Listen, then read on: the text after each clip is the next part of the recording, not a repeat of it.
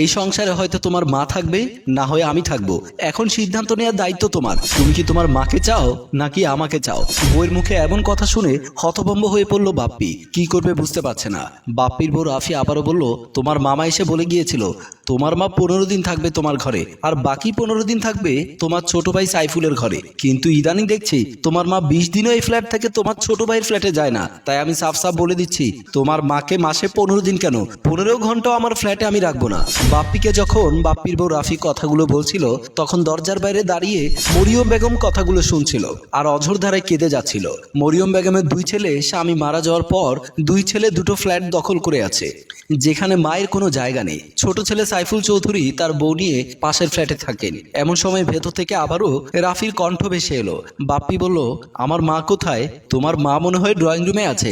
এখনই গিয়ে ওনাকে আমার ফ্ল্যাট থেকে ওনার ছোট ছেলের ফ্ল্যাটে চলে যেতে বলো। আজকে রাতটা থাক, কালকে না হয় যেতে বলবো। তোমার ছোট ভাইয়ের ফ্ল্যাটে যেতে কি তোমার মাকে গাড়ি করে যেতে হবে? এই দরজা থেকে বের হয়ে ওই দরজা গিয়ে ঢুকবে। এখানে রাত আর দিনের অপেক্ষা কিসের? আমি এক মুহূর্ত ওনাকে আমার ফ্ল্যাটে থাকতে দেব না। দেখো, একবার বোঝার চেষ্টা করো। খুব অনুনয় বিনয় করে কথাগুলো বলছিল বাপ্পি। আমার যদি যেতেই হয় তাহলে সোজা তোমার মায়ের চুলের মুঠি ধরে দরজা থেকে বের করে দেব। কোনটা চাও তুমি? তুমি গিয়ে বলবে নাকি আমি যাব? বাপ্পি আর কথা না বাড়িয়ে মায়ের উদ্দেশ্যে চলে গেল। দরজা খুলে বের হতেই সামনে পড়লো মা। মাকে দেখে বাপ্পি মাথা নিচু করে কিছু বলতে যাবে, তখনই মা মরিয়ম বেগম বলল, থাক বাবা, আমার জন্য তোদের সংসারে আর অশান্তি করতে হবে না, আমি সব শুনেছি। বাপ্পি কাচুমাচু করতে করতে বলল, মা, মামা যেভাবে তোমাকে 15 দিন ভাগ করে দিয়েছে, তুমি সেভাবেই থেকো। না রে বাবা, 15 সেকেন্ডও থাকতে চায় না, তোরা ভালো থাকিস। মা মরিয়ম বেগম বের হয়ে চলে গেলেন। অন্যদিকে মরিয়ম বেগমের ছোট ছেলে সাইফুল চৌধুরী ও তার বউ মণি চৌধুরী ভাত খেতে বসেছিলেন। এমন সময় মরিয়ম বেগম এসে দরজার কলিং বেল টিপলেন। মণি বলল, এমন অবেলায় আবার কে এলো?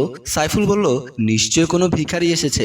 ইদানিং ভিখারি বেড়ে গেল, এদের উৎপাতে শান্তিতে দুটো ভাতও খেতে পারছি না। সাইফুল খাওয়া ছেড়ে দিয়ে উঠতে যাবে, তুমি বসো, আমি গিয়ে দেখছি। মণি দরজা খুলে দিতে এলো। দরজা খুলে শাশুড়িকে দেখতে পেয়ে মনির পায়ের রক্ত যেন মাথায় উঠে গেল। কি হলো, এভাবে ভিখারি মতো কলিং বেল টিপছেন কেন? আমার ঘরে আমি কলিং বেল টিকলে ভিখারি মতো হবে কেন? আপনার ঘরটা এখন আর আপনার নেই। যেদিন আপনার স্বামী মরেছে সেদিন আপনার এই ঘর আপনার 2 ছেলের হয়ে গেছে। এখন আপনি বিদায় হলেই বাঁচি। মরিয়ম বেগম রাগ সামলে নিয়ে অনুনয় করে বলল, ছোট বউ, বড় বউ নাকি আমাকে আর ভাত দিতে পারবে না? তুমি আমাকে এক মুঠো ভাত দাও। ছোট বউ মুখ ভেঙচি কেটে বলল, তুমি আমাকে এক মুঠো ভাত দাও? বলি, এখানে কি আপনার দাসী আছে নাকি? ভাত চাইলে ভাত পাবেন, যান এখান থেকে, কালকে সকালে আসেন। বলেই ছোট বউ দরজা লাগিয়ে দিল। মরিয়ম বেগম কাঁদতে কাঁদতে নিচে চলে আসছিল, কারণ ওনার 2 ছেলের বউ কেউ ওনাকে ভাত দিতে চায় না। তাই উনি মনস্থির করলো ভিক্ষা করবে। যখন উনি সিঁড়ি বেয়ে নিচের দিকে নামছিল, এমন সময় আসলো উনার বড় ভাই মমিন চৌধুরী। মমিন চৌধুরী বলল, কিরে মরিয়ম, এমন অবেলায় তুই কাঁদতে কাঁদতে কোথায় যাচ্ছিস? মরিয়ম বড় ভাইকে পেয়ে জড়িয়ে ধরে কাঁদতে লাগলেন এবং ওনার সাথে ঘটে যাওয়া সব কথা বলতে লাগলেন। উনার বড় ছেলে ছোট ছেলে কেউ ওনাকে ভাত দেয় না, তাই উনি স্থির করছে ভিক্ষা করে চলবেন। বোনের মুখে সব কথা শোনার পর মোমিন সাহেব বলল, তুই চল আমার সাথে। বলেই মরিয়ম বেগমকে নিয়ে মোমিন সাহেব বড় ভাগিনা বাপ্পির ফ্ল্যাটে গেল। কলিং বেল টিপতেই দরজা খুলে দিল বাপ্পির বউ রাফি। মোমিন সাহেবকে দেখে রাফির চোখ ছানাবাড়া হয়ে গেল। মোমিন সাহেব বলল, বাপ্পি কই, ওকে একটু ড্রয়িং রুমে আসতে বলো। বলেই মোমিন সাহেব মরিয়ম বেগমকে নিয়ে ড্রয়িং রুমের দিকে গেলেন আর রাফি বাপ্পিকে ডাকতে লাগলেন। বাপ্পি তখন খাটের উপরে বসে ল্যাপটপে অফিসের কাজ করছিল। এমন সময় রাফি এসে বলল, দেখেছো, তোমার মা সাথে সাথে বড় মামাকে ফোন করে ডেকে নিয়ে এসেছে। বড় মামা এসেছে? হ্যাঁ, ড্রয়িং রুমে তোমাকে ডাকছে। বাপ্পি খাটের উপরে ল্যাপটপ রেখে রাফিকে নিয়ে ড্রয়িং রুমের দিকে গেলেন। ড্রয়িং রুমে এসে মমিন সাহেবকে দেখে সালাম দিলেন। আসসালামু আলাইকুম। ওয়ালাইকুম আসসালাম। বড় ভাগিনা, একটু বসো, তোমাদের সাথে আমার কিছু জরুরি কথা আছে। দেখো মামা, আমার বউয়ের কোনো দোষ নেই। কথাটা শেষ করতে না দিয়ে মোমিন সাহেব হাত তুলে বাপ্পিকে থামতে বললেন। আমি এখানে তোমাদের বিচার করতে আসিনি, একটা গুরুত্বপূর্ণ কথা বলতে এসেছি। কি কথা মামা? তোমার বাবা মারা যাওয়ার সময় তোমরা না জানো মতো আমার কাছে একটা বক্স গচ্ছিত রেখেছে। বলেছে এইখানে নাকি মূল্যবান সম্পদ আছে। এই মূল্যবান সম্পদটি উনি তোমাদের মতো অল্প বয়সী ছেলের হাতে কিংবা ওনার স্ত্রীর হাতে রাখতে চাননি। উনি আমাকে বিশ্বাস করে আমার কাছে রেখেছেন এবং আমাকে বলেছেন তোমাদের মা মারা যাওয়ার পর এই সম্পদটি যেন তোমাদের 2 ভাইকে দিয়ে দেই। তবে ওনার শেষ ইচ্ছা ওনার স্ত্রী, মানে তোমাদের মা মারা যাওয়ার পর এটা তোমরা খুলবে।